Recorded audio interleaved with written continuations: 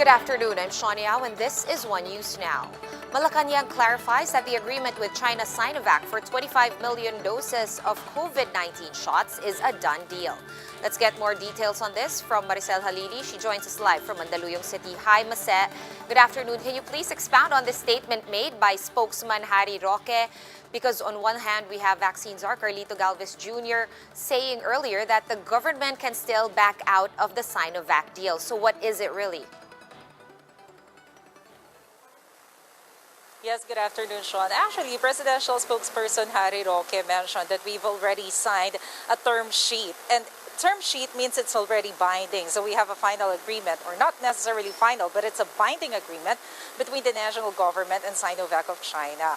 But nonetheless, we still have to sign another agreement. It's the sales agreement, which will indicate the specific price of Sinovac. Because for now, he can only say that we will buy Sinovac for approximately 650 pesos per dose. But once the agreement on the sales or purchasing of Sinovac is finalized, it might be a different price.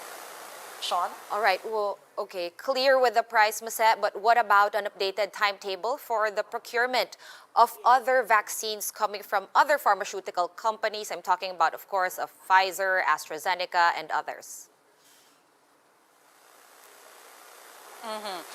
Shawn, actually, during the press briefing of Secretary Roque earlier, he reiterated the timetable specifically mentioned by vaccine czar Carlito Galvez. He still said that the Pfizer or the vaccine which will come from America might come in first, but it will just be a limited supply based on the agreement between the national government and the Covax facility of the World Health Organization. But it may come this February, considering that it's the only vaccine for now that has EUA as approved by the Food and Drug Administration. So aside from Pfizer, it might be followed by Sinovac and AstraZeneca.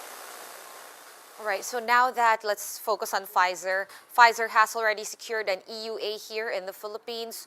What does Malacanang and other experts have to say about this new report that came out about deaths in Norway when the Pfizer vaccine was administered to some elderly? A member of the vaccine panel earlier is also one of the speakers during the press briefing of Secretary Roque this afternoon. He and the Secretary Roque said that they both think that there must be an investigation to be made in Norway to ensure that what's the cause of the death of the 20-plus senior citizens who died apparently after having vaccinated by Pfizer. The medical expert mentioned that if we compare it to the inoculation made in UK, in US, Canada, and other rich countries, there are no reports about deaths due to the vaccination. So they are saying that the cause of death in Norway might not be directly attributed to the vaccine, but there might be other factors that must be considered during the inoculation or when the inoculation happened in Norway. So we have to wait for the result of the investigation before having a conclusive or a conclusion on what happened in Norway. All right, thanks for that clarification. Now, moving on to all this talk about a new community quarantine status. Is it true in any way, Maset, that government will be imposing such a new classification so far called the quote-unquote new normal for low-risk areas very soon? Shawn, actually, there's no final decision yet whether they will declare new normal in some places or some areas in the country. But it is one of the idea brought by Secretary Roque during the dialogue or the meeting with the members of the Interagency Task Force. Secretary Roque mentioned that some of the cabinet members also want to declare new normal in areas that has no transmission of the COVID disease for the longest time, because he thinks that it's about time for these areas to go back to normal. But like what I said earlier, they still have to finalize this kind of community quarantine classification. All right, and how did spokesman Roque describe the president's recent meeting with Chinese Foreign Minister Wang Yi? What is the next step of the palace given all the things that they discussed? He said that it's cordial. The meeting was cordial. It happened during the weekend. And one of the topics that were discussed during the meeting was the plan of China to donate about 500,000 vaccines to the Philippines. And aside from that, they also reiterated that they still want to work with the Philippines when it comes to the infrastructure program, particularly the build, build, build. So we still have to wait and see what will happen next. All right, speaking of what happens next, what can we expect from President Duterte's address to the nation later on today or later tonight?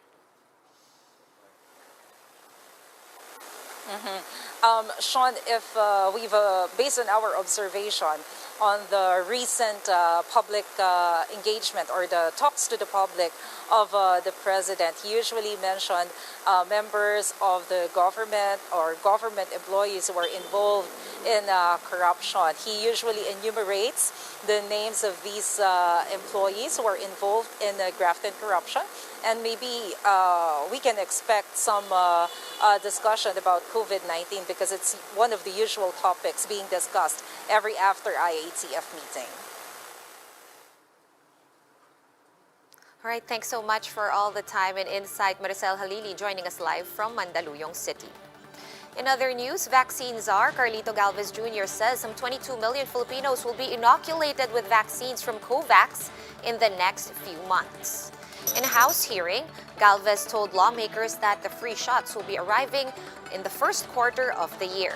The Covax facility is a global platform that aims to ensure equitable access to shots for people in all countries. The vaccine czar also noted that the procurement process for 148 million doses of vaccines is underway. On top of this, he said that officials are still negotiating with various foreign manufacturers for more supply. While we cannot yet disclose the numbers of orders, we are assuring the public that we will have a fair mix of vaccines options. But we want to again emphasize that one, only those vaccines endorsed by the vaccine expert panel will be purchased. And number two, only those issued with the emergency use authorization by the FDA will be administered by the. And a member of the Octa Research Group says that the challenge now is the isolation of those arriving from countries with cases of the new COVID-19 variant. In an interview with One News's Agenda, Father Nicanor Austriaco commended the Philippine Genome Center for ramping up its surveillance capacity within a few weeks. But he stressed that authorities should also focus on isolating incoming travelers. The challenge now for the Philippines is actually not genome surveillance, but it is quarantine and isolation of our international travelers. We have to step up in our mandatory quarantine and isolation. In that same interview, Austriaco said that he does not see an explosive growth in the country's COVID-19 infections, despite the caseload already reaching 500,000. Our pandemic is increasing, but increasing gradually. We are not seeing explosive growth. So the danger again is that a balikbayan or an OFW or an returning overseas Filipino will bring one of these variants back and seed a new wave, a new surge here. We're going to pause for a quick break, but we will be back with more stories after that. Stay with us.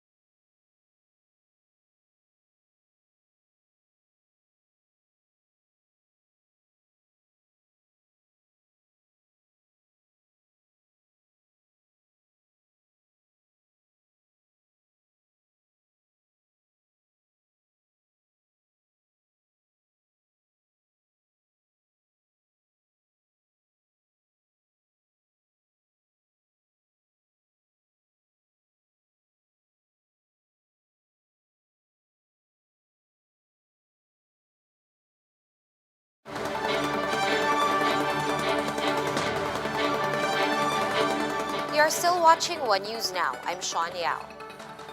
The Agriculture Department is looking to increase imports to stabilize the prices of pork in markets. This as the African swine fever is expected to hike pork prices even further. For the details, Shyla Francisco joins us live from Makati. Hi Shyla, what's the latest on ASF?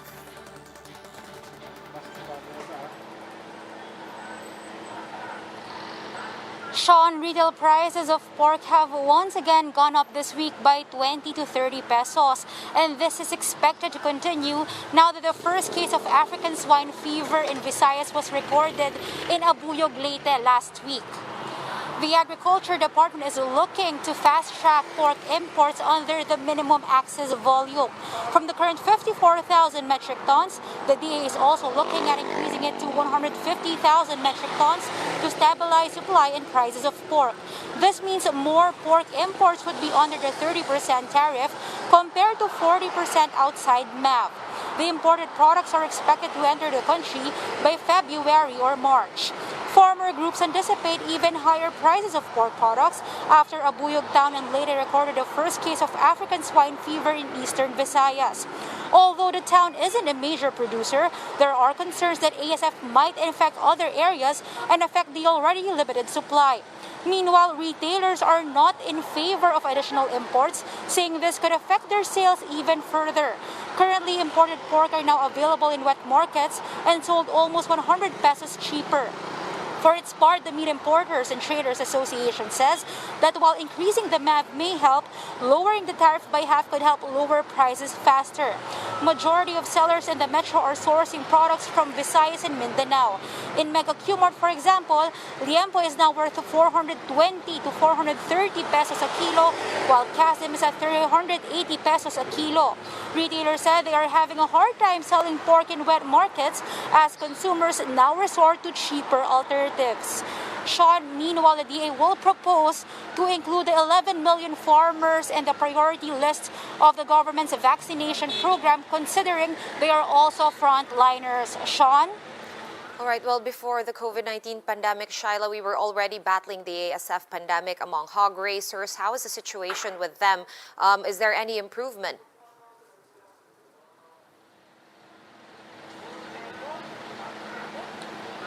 Sean, during the briefing of Secretary William Gar in the Laging Handa, he says 11 provinces or regions are currently affected by ASF. They are working on repopulating ASF-free, in fact, ASF-free areas to somehow increase supply in the country. Sean? All right, thank you so much for that update on pork. Shyla Francisco joining us live from Makati. In world news, Australia is unlikely to open its borders to travelers this year. Health Secretary Brendan Murphy says they are still wary of community transmission despite the government's vaccination efforts. Australia will begin mass inoculation in late February through supplies from Pfizer and AstraZeneca. Thousands of Australians remain stranded overseas as the country's borders have been closed to travelers and returnees since March of 2020. For more updates, visit News 5, the Philippine Star, and Business World online. Visit our website, onenews.ph, for more in-depth analysis. You can also catch One News on the Signal Play app. Register for a free account at www.signalplay.com and stream One News live anytime, anywhere. We now throw you back to the House hearing on vaccines roadmap. I'm Sean Yao. We are One News.